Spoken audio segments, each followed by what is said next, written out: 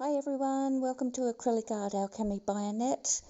Today I'll show you how I make the waves using the pour medium that I made the other day. The video link I'll link above on the top right.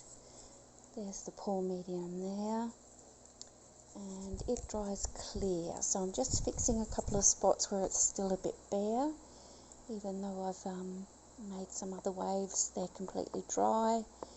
I spread out the pour medium. Next I'll get the cell activator I made, and I'll link that above as well to the video of making it.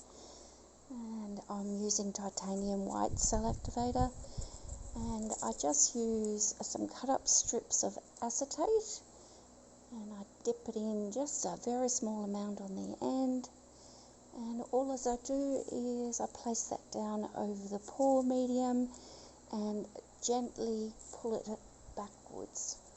I'll just zoom in a bit so you can see.